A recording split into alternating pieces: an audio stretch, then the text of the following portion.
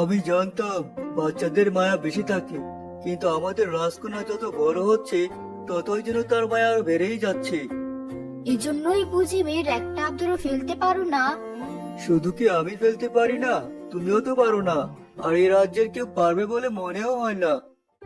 মা, বাবা, কোথায় তোমরা? এই তো মা, আমরা আমাদের ঘরে। বলো তোমার কি লাগবে?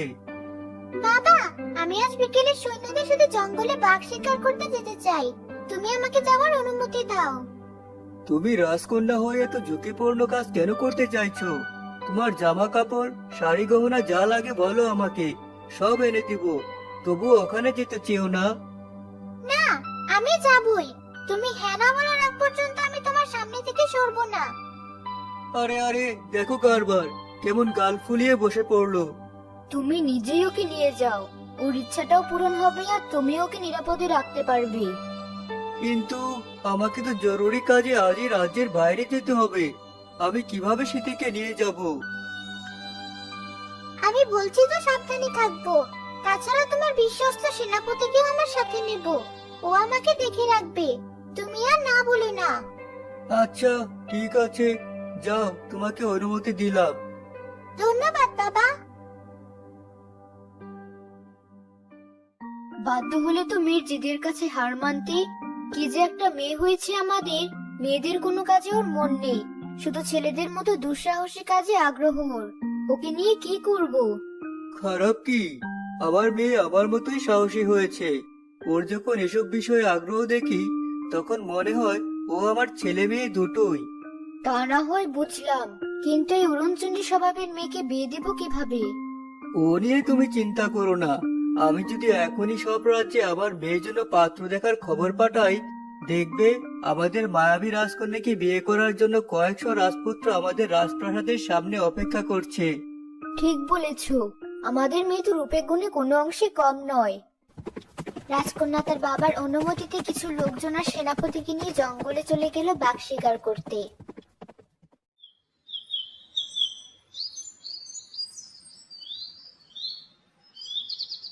ওই তো বাঘ। না রাজকন্যা, একটা হলুদ পাতা পড়েছে গাছ থেকে। বাঘটা ওটা। আর কতক্ষণ অপেক্ষা করব? ভেবেছিলাম আজ একটা বাঘ মেরে নিয়ে বাবাকে দেখাবো, কিন্তু একটা বাঘেরও দেখা পাচ্ছি না।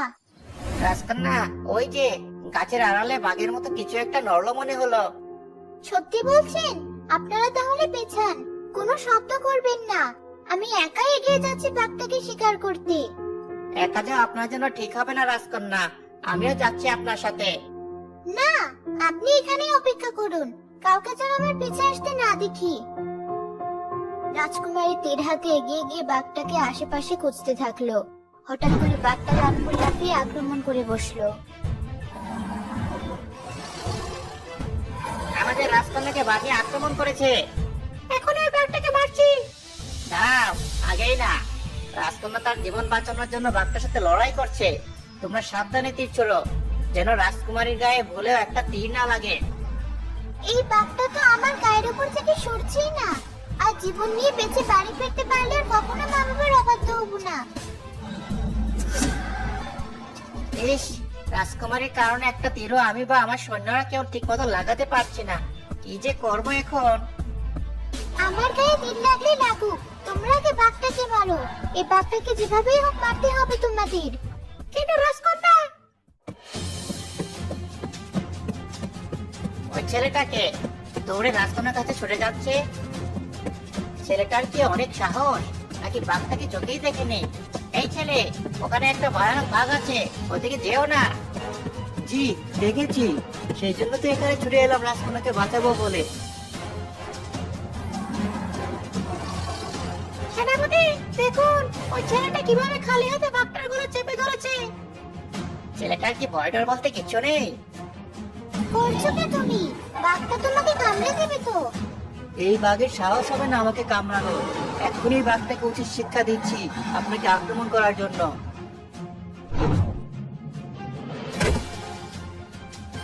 বাঘটাকে এখানে তুলে ফেললো ওই ছেলেটা। এত শক্ত ওই ছেলে।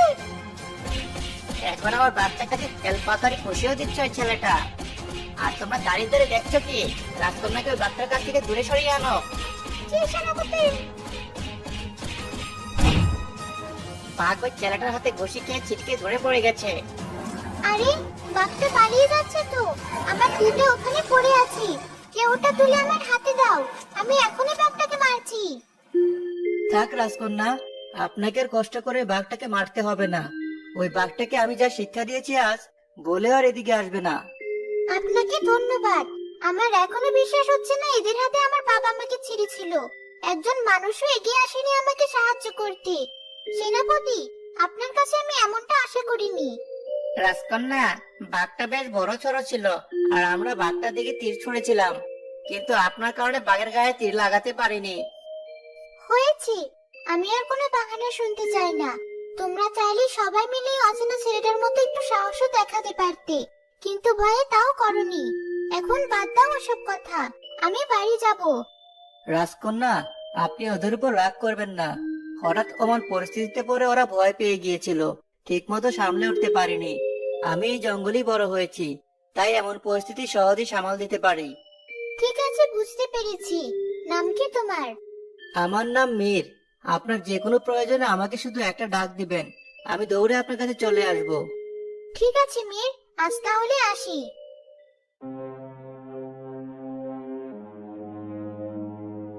কি বললে? আমার মেয়ের সাথে এত কিছু হয়ে যাওয়ার পরও তোমরা সবাই দাঁড়িয়ে দাঁড়িয়ে তামাশা দেখছিলে? তোমাদের সবার প্রত্যেকে এখনই যে বাদ দেয়নি, তাই তোমাদের কপাল। আর যে ছেলেটার জন্য আমার মেয়ের জীবন রক্ষা পেয়েছে, তাকে কালই আমার সামনে এনে হাজির করো। জি মহারাজ।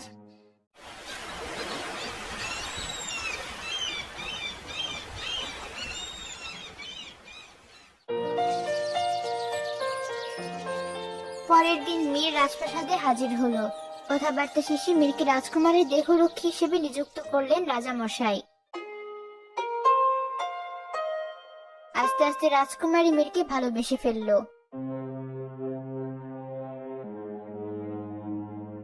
না, আমি এই সম্পর্ক কখনোই মেনে নিব না।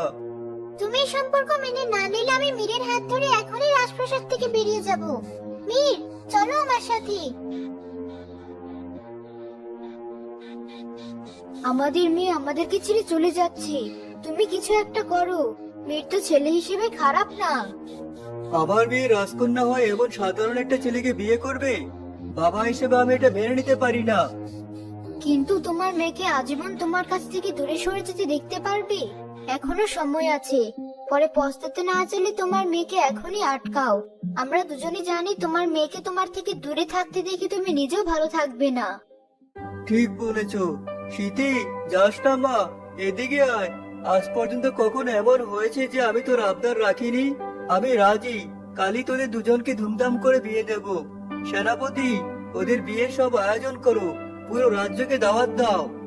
জি মহারাজ, আমি সব ব্যবস্থা করছি, আপনি কোনো চিন্তা করবেন না, নিশ্চিন্তে থাকুন।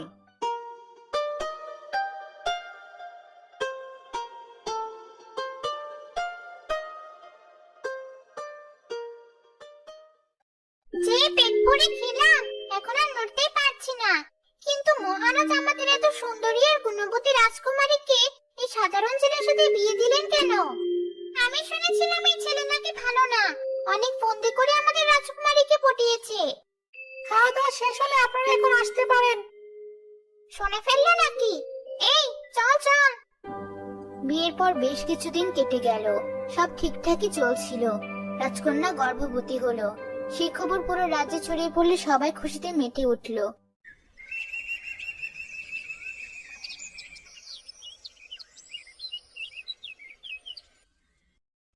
একদিন মীর প্রতি রাতে একা একা বাইরে কোথায় যায়? ওর কোনো সমস্যা হয়নি তো? আজ আমিও ওর পিছু পিছু যাব।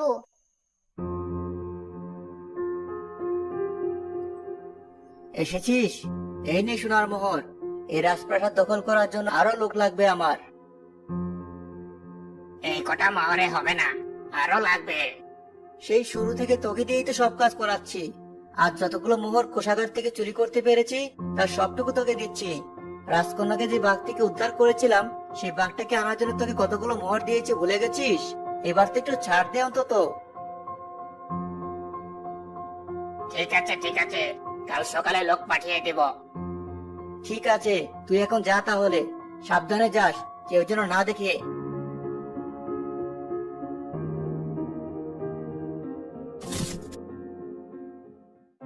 কিসের শব্দ হলো? এ কি স্মৃতি, তুমি এখানে? আমি সব শুনে ফেলেছি। তার মানে এতদিন তুমি যা করেছো সব অভিনয় ছিল। আমি এখনই বাবাকে সব সত্যি বলবো। খবরদার, তোর বাবাকে কিছু বলবি তো তোর বাচ্চাকে আমি এই পৃথিবীর মুখ দেখতে দিব না। আমার বাচ্চা মানে? এসব কি বলছো তুমি? ও তো আমাদের দুজনেরই সন্তান। এত কিছু বুঝি না আমি। এই রাজপ্রাসাদ দখল করে লুট করাই ছিল আমার আসল পরিকল্পনা। এখন তুই সিদ্ধান্ত নে, কাকে বাঁচাবি, তোর বাবা নাকি তোর বাচ্চাকে? আমি ঘুমোতে গেলাম, অনেক ঘুম পেয়েছে আমার। সেদিনের পর থেকে রাজকন্যা প্রতি রাতে বারান্দায় বসে গান গাইতো আর চোখের জল ফেলতো। প্রতিদিন সে গান শুনতে আসতো এক পরী। একদিন, আমি তোমারই বেদনা ভরা গান প্রতিদিন শুনতে পাই।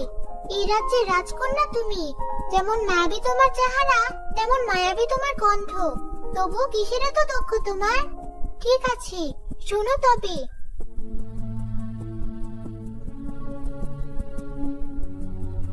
এ তো বেশ খারাপ হয়েছে তোমাদের সাথে। এখন কি করবে? আমি সিদ্ধান্ত নিয়েছি কাল সকালে বাবাকে সব বলে দেব। তুমি আমাকে কথা দাও, আমার যা হওয়ার হোক, তুমি আমার বাচ্চাকে বাঁচাবে। ঠিক আছে, আমি চেষ্টা করব।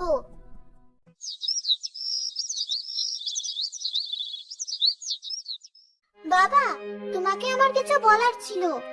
সিথি, তুমি তোমার বাবাকে উল্টাপাল্টা কিছু বলার আগে তার ফল কি হতে পারে ভেবে নিও।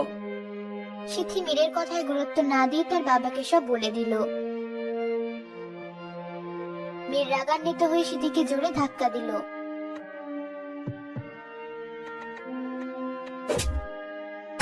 সিথি, আমি রাজকন্যাকে তার ঘরে নিয়ে যাচ্ছি। দেখে ওদের দুজনকে সুস্থ করে তুলতে পারি কিনা। এই বিশ্বাসঘাতক এখন এখানে দাঁড়িয়ে আছে কেন?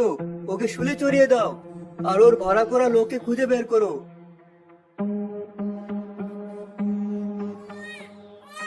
বাচ্চার কান্নার আওয়াজ শোনা যাচ্ছে। আমি দুঃখিত, আমি শুধু রাজকন্যার মেয়েকে বাঁচাতে পেরেছি। না, আমার আদরের মেয়েটাকে এভাবে হারালাম আমি। সব দোষ ওই ছেলের। আমাদের মায়াবী মেয়েটাকে শেষমেশ মেরেই ফেললো। তার সাথে তাহলে এই ঘটনা ঘটেছিল? হ্যাঁ, তোমার মা যেমন মায়াবী ছিল, ঠিক তেমন সাহসীও ছিল। তুমি তোমার মায়ের মতো হয়েছো। তোমাকে পেয়ে আমি সত্যিই ভাগ্যবান।